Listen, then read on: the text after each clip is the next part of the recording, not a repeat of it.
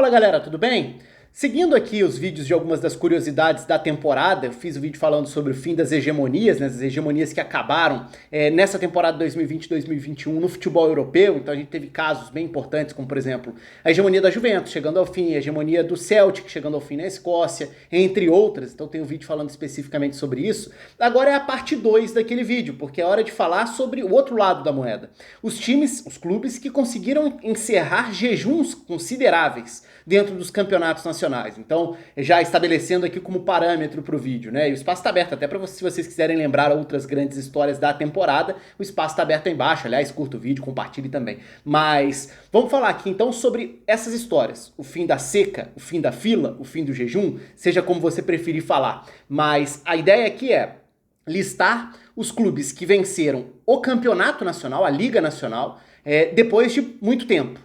Então, eu tô pegando a temporada 2020-2021 em todos os mais de 50 países da Europa, então vou falar das ligas europeias, mas lembrando que nem todas seguem o mesmo calendário. Alguns dos países usam calendário como no Brasil, então você pega o ano mesmo, você pega o campeonato de 2020, de 2021. Então, nesse caso, como o campeonato de 2021 está em andamento, ou alguns estão começando e tudo, eu vou pegar o referente à temporada europeia, o que significa dizer que nessa lista aqui tem os campeonatos que se encerraram agora da temporada 2020-2021 e os campeonatos que foram do ano de 2020, no caso de alguns desses países. Então eu vou colocar na tela uma lista e a gente vai do menor para o maior, no caso dos jejuns, mas já com um certo recorte para a gente começar a partir do Atlético de Madrid, que foi o encerramento de uma sequência que não era das mais longas assim, né? Então o Atlético de Madrid não ganhava o Campeonato Espanhol desde 2014, quando tinha conseguido um grande feito, voltou a vencer agora, os 2 títulos já na era Simeone, vencendo agora em 2021, então foram 7 anos, e eu vou usar esse número, 7 anos como corte para a gente colocar mais países, até porque vocês vão ver que a lista é grande. Com 8 anos, depois de 8 anos, quais foram as novidades em termos de títulos aí? No Azerbaijão, o Neft Baku quebrou a sequência dos 7 títulos seguidos do Karabag, então conseguiu a conquista por lá, depois de 8 anos sem ganhar. No Kosovo, o Pristina venceu depois de 8 anos também. Indo para 9 anos, na Irlanda, o maior campeão da história do futebol da Irlanda, que é o Shamrock Rovers, voltou a vencer depois de 9 anos o campeonato nacional. Aí, com 10 anos, a lista já é um pouco maior, né?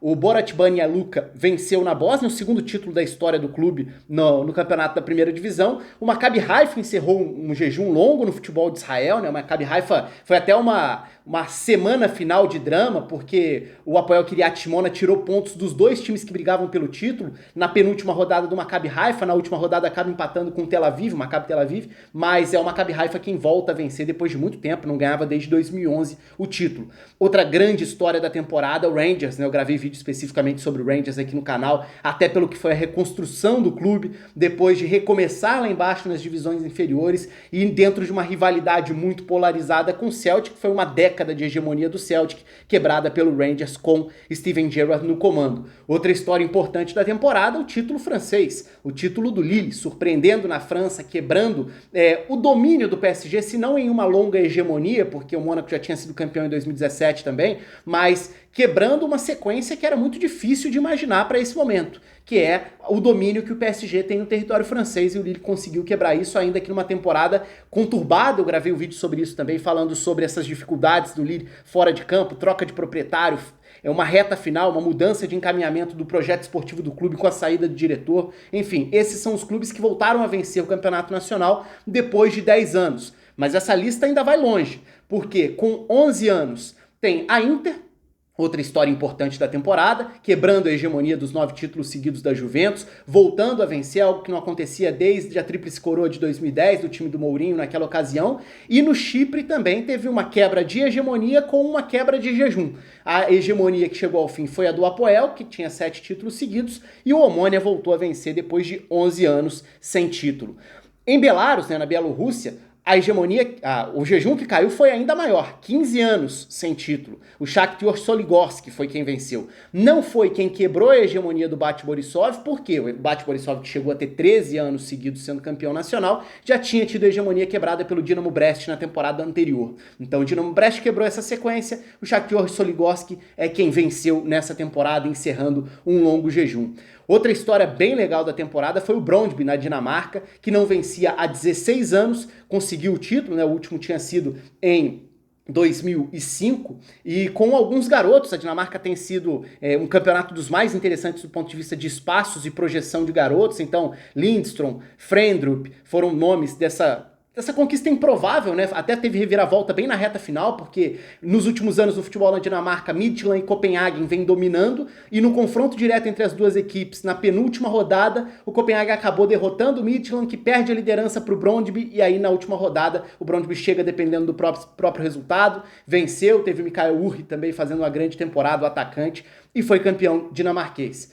Com 16 anos também, quebrando série de 16 anos, o Kairat Almaty do Cazaquistão, quebrando também uma sequência do Astana. O Astana tinha vencido os 6 últimos títulos, mas a sequência, o jejum do Kairat era muito maior, né? 16 anos, assim como o Brøndby também, outra sequência importante que chega ao fim. E aí, já entrando no pódio dos jejuns que caíram nas ligas nacionais essa temporada, o Sporting, grande conquista em Portugal também, conquista que começa contra a contratação do Rubem Amorim, que tem números impressionantes ao longo da temporada, e o Sporting volta a ser campeão português depois de 19 anos, desde 2002 não levantava a taça.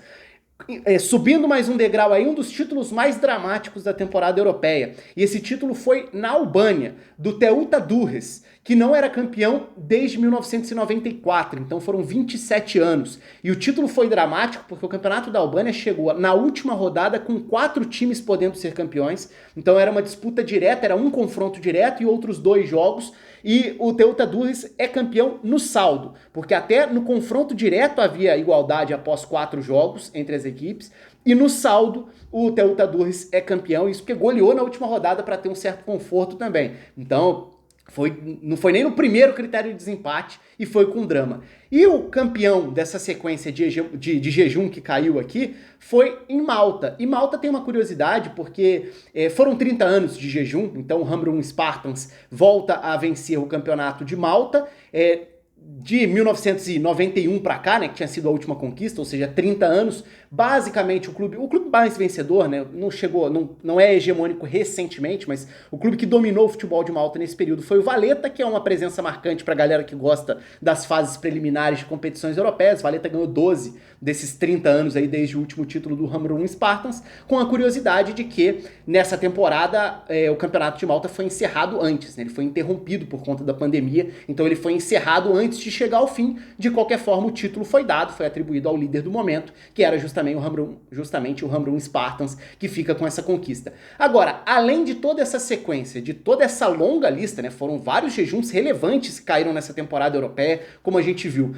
Também foi uma temporada de alguns, não muitos, quase teve um terceiro para a lista, mas são 2 campeões inéditos dentro da temporada europeia 2020-2021. Um deles, o título de 2020 na Noruega, o Bodø Glimt, que chamou atenção na Europa League também, né? Por exemplo, o Haug foi contratado pelo Milan depois de um confronto direto entre as equipes, mas o Bodø Glimt foi campeão da Noruega de maneira inédita em 2020. E um outro título que é uma história interessante aqui também é o título da Eslovênia. O título da Eslovênia foi conquistado pelo NK Mura, também foi conquistado pelo NS Mura. Vou explicar o porquê dessa questão da sigla, porque tem uma história por trás disso. O Mura foi campeão pela primeira vez na história. Bateu o Maribor, que é um clube costuma dominar o cenário do futebol esloveno, e foi na última rodada, num confronto direto, precisando ganhar por 2 gols de diferença, porque a disputa também foi no saldo. O jogo foi 3-1 fora de casa para o Mura. O Mura foi campeão porque terminou com 24-23 em saldo em relação ao Maribor. Então foi dramático e tem uma história por trás disso também, porque é um clube extremamente novo. É um clube que foi fundado em 2012, estreou em 2013 na 4ª divisão da Eslovênia, jogou a primeira divisão pela primeira vez em 2018 na Eslovênia. Então ele acabou de começar a sua trajetória com esse nome, porque aí sim entra a questão da sopa de letrinhas aí, das siglas, né? Eu falei que o NS Mura é o nome atual do clube, mas ele vem de uma série de acontecimentos, começando por um clube que chamava NK Mura, que foi fundado lá em 1924, fez parte da história das divisões inferiores da antiga Iugoslávia, mas ele cresce mesmo depois da independência da Eslovênia em 91. Então nos anos 90 ele chega a ser vice 2 vezes, em 94, 98, mas em 2005 vai à falência. Então um outro clube é fundado em 2005, que era o ND Mura. Então o primeiro foi NK, depois ND e por último seria o NS, porque esse ND Mura é fundado em 2005, ele não carrega os títulos, então ele não carrega o histórico anterior, os títulos, não tinha título nacional de primeira divisão, né? Mas ele não carrega o histórico do clube anterior, mas ele começa em 2005 na terceira divisão, sobe aos poucos, em 2011 chega na primeira divisão, chegou a ser terceiro colocado, jogou a Europa League, caiu para Lazio, inclusive em fase eliminatória de Europa League, mas em 2003 ele também vai à falência por problemas financeiros, ele também fecha as portas. Então, logo na sequência surge o NS Mura, e aí sim é essa história que eu citei de um clube que começa as atividades em 2013 na quarta divisão e menos de uma década depois chega ao título, o inédito título. Então, do ponto de vista das histórias aqui, a gente teve essa longa lista dos jejuns que chegaram ao fim, com campeões que quebraram longos períodos de muitos anos sem ganhar a primeira divisão do Campeonato Nacional, e também esses casos específicos dos títulos inéditos, com destaque para a Eslovênia, além do caso que eu já citei da Noruega também, mas acho que da Eslovênia, do ponto de vista de história, de bagagem, era o que valia render um pouco mais.